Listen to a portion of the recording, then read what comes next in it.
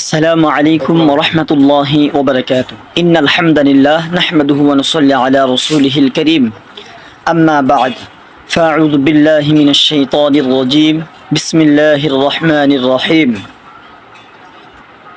اقرأ باسم ربك الذي خلق الإنسان من علق صدق الله المولانا العظيم وصدق رسوله النبي الكريم ওয়ানাহনু আলা যালিকা মিনাশ শাহিদিন ওয়াশ শাকিরিন। সম্মানিত প্রিয় ভাই এবং বোনেরা, দেশ এবং দেশের বাহির থেকে এই মুহূর্তে যারা আমার কথাগুলো শুনতেছেন, সকলকে জানাচ্ছি আমার অন্তঃস্থল থেকে মোবারকবাদ। সম্মানিত প্রিয় ভাইরা, আজকে আমি আপনাদের সামনে নামাজের ওয়াজিব 14টি, এই নামাজের ওয়াজিব 14টি আজকে আমি আপনাদের সামনে ইনশাআল্লাহ ধারাবাহিকভাবে ইনশাআল্লাহ আমি আপনাদের সামনে বলার চেষ্টা করব। চলুন তাহলে আমরা সময় বেশি নষ্ট না করে আমরা সরাসরি আজকের আলোচনায় চলে যাই। আজকে যেহেতু আমাদের নামাজ পড়তে গেলে নামাজের বিষয়ে কিছু মাসআলা আমার জানার প্রয়োজন, কারণ যদি নামাজ সম্পর্কে যদি আমরা কিছু মাসআলাও যদি আমাদের মাথায় না থাকে, আমাদের ব্রেনে না থাকে, তাহলে নামাজ আদায় করতে গেলে আমাদের অনেক সমস্যায় আমরা সম্মুখীন হয়ে যাই।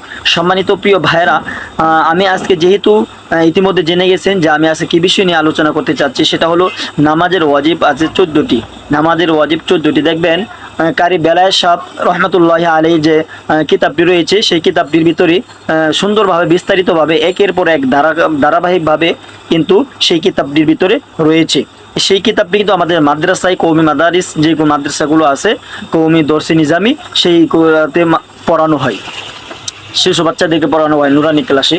তো তদ্রূপ আমি আপনাদের সামনে নামাজের যে ওয়াজিব 14টি রয়েছে, আজকে নামাজের ওয়াজিব 14টি আপনাদের সামনে ধারাবাহিকভাবে ইনশাল্লাহ বলার জন্য চেষ্টা করব।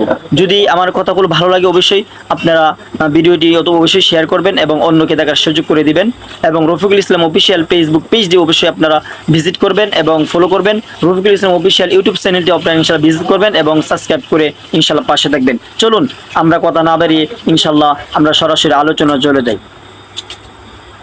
সম্মানিত প্রিয় দর্শক, নামাজের ওয়াজিব 14টি, এটা আমরা মোটামুটি সকলেই আমরা কম বেশি জানি, যারা ছোট মানুষ তারাও কিন্তু সেই বিষয়টা জানে। অর্থাৎ মাসআলা, এই নামাজের ওয়াজিব 14টাকে বলা হয় মাসআলা।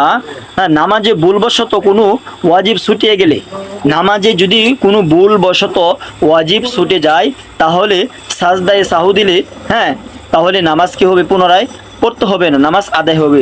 যদি কোনো ব্যক্তি ওয়াজিব যদি ইচ্ছাকৃতভাবে যদি তরফ করে, তাহলে পুনরায় তাকে আবার নামাজ আদায় করতে হবে। মাসআলাটা ভালো করে লক্ষ্য করে শুনেন। যদি কোনো ব্যক্তি ইচ্ছাকৃতভাবে যদি ওয়াজিব ছুটে যায় কিংবা ইচ্ছাকৃতভাবে ওয়াজিব ছুটে যাওয়ার চেষ্টা করে, তাহলে ওই ব্যক্তির জন্য হোক সুন্নত নামাজ অথবা ফরজ নামাজ, ওই ব্যক্তির জন্য নামাজ হবে না, পুনরায় তাকে নামাজ আদায় করতে হবে। আর যদি ভুলবশত কোনো কারণে ওয়াজিব ছুটে যায়, তাহলে সাজদায়ে সাহু দিলে নামাজ আদায় হয়ে যাবে ইনশাআল্লাহ। সম্মানিত প্রিয় দর্শক, এই মুহূর্তে আমি ধারাবাহিকভাবে একের পর এক আপনাদের সামনে ইনশাআল্লাহ তুলে ধরার জন্য চেষ্টা করতেছি। প্রথমে 1 নাম্বার, নামাজে কি করা? আলহামদু শরীফ পুরা পড়া।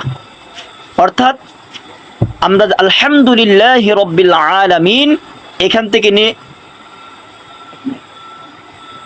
আলহামদুলিল্লাহি রাব্বিল আলামিন এখান থেকে নিয়ে আমিন পর্যন্ত, ওয়ালাদ-দাল্লিন এ পর্যন্ত সুন্দরভাবে সহি শুদ্ধভাবে তেলাওয়াত করা। আবার বলতেছি, সূরাতুল ফাতিহা সহি শুদ্ধভাবে তেলাওয়াত করা। আলহামদুলিল্লাহি রাব্বিল আলামিন থেকে নিয়ে ওয়ালাদ-দাল্লিন পর্যন্ত সহি শুদ্ধভাবে তেলাওয়াত করা। আলহামদুর সঙ্গে একটা সূরা মিলানো, একটি রাকাতে একটা সূরা মিলানো। কথা বুঝাইতে পারছি? এভাবে ধারাবাহিকভাবে সূরা মিলানো, অর্থাৎ এক কথায় আমরা বলে নেই সূরাতুল ফাতিহার সাথে আরো সূরা মিলানো, আলহামদুর সঙ্গে সূরা মিলানো। তারপর হলো রুকু সেজদায় দেরি করা। সম্মানিত প্রিয় দর্শক, বর্তমানে অবস্থায় রুকু এবং সেজদা এটা যখন এত দ্রুত পড়ে, যখন বন্দুকের গুলি মারলে যেভাবে মানুষ গুলি দ্রুত চলে, তদ্রুপ মানুষের বর্তমানে সেজদা আর ওই রুকুগুলো এইভাবে চলে না। ধীরে আস্তে ইনশাল্লাহ আপনার চেষ্টা করবেন যে রুকুগুলো আদায় করা, সেজদাগুলো আদায় করা। তাহলে রুকু সেজদায় দেরি করা, রুকু হইতে সোজা হইয়া খাড়াইয়া দেরি করা। আমরা অনেকই সময় রুকু থেকে একটু সোজা হই, সোজা হইয়া মানে 2 সেকেন্ড আমরা 1 সেকেন্ড আমরা ওয়েট করি না, কিংবা আমরা দাঁড়াই না, সরাসরি আমরা সেজদায় চলে যাই। আসলে এগুলো ঠিক না। হ্যাঁ, নামাজটা পড়তে হবে একদম সুন্দরভাবে পড়তে হবে, খুশু সহিত নামাজ আদায় করতে হবে, তাহলে আল্লাহ দরবারে আপনার নামাজটা হয়তো কবুল হবে। সম্মানিত প্রিয় ভাইয়েরা, আমি শর্ট করে বলতেছি, ভিডিওটা লম্বা করব না, 5-6 মিনিটের ভিতরে শেষ করার চেষ্টা করব। তো রুকু সেজদায় দেরি করা, হ্যাঁ রুকু সেজদায় দেরি করা, 2 সেজদার মাঝখানে সোজা হইয়া বসা, ধর্মীয়ানি বৈঠক, দুনো বইটাকে আত্তাহিয়াতু পড়া, তাশাহুদ যেটাকে বলে আত্তাহিয়াতু লিল্লাহি আমরা যে পড়ি এটা পড়া। তারপর হচ্ছে ইমামের জন্য কেরাত আস্তে এবং জোরে পড়া, অর্থাৎ ইমামের কিছু কিছু নামাজে সূরা কেরাত জোরে পড়তে হয়, আবার কিছু কিছু নামাজে সূরা কেরাত আস্তে পড়তে, যেমন আসর, জোহর, হ্যাঁ এগুলোতে আস্তে পড়ে, এগুলো এটাই বলা হয়েছে যে ইমামের জন্য কেরাত আস্তে এবং জোরে পড়া।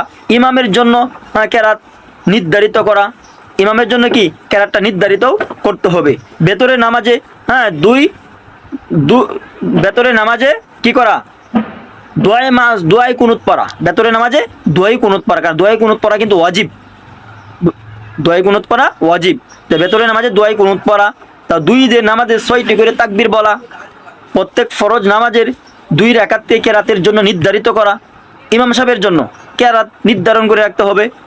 তারপরে কি হলো, ফরজ নামাজে প্রথম 2 রাকাতকে কি করা, তারতিব ঠিক রাখা, তারতিব যদি ঠিক না রাখেন এটাও একটা কি ওয়াজিব ছুটার কারণ। ঠিক, তারপরে প্রত্যেক রাকাতের ওয়াজিবগুলি তারতিব ঠিক রাখা, আসসালামু আলাইকুম বলিয়া নামাজ শেষ করা।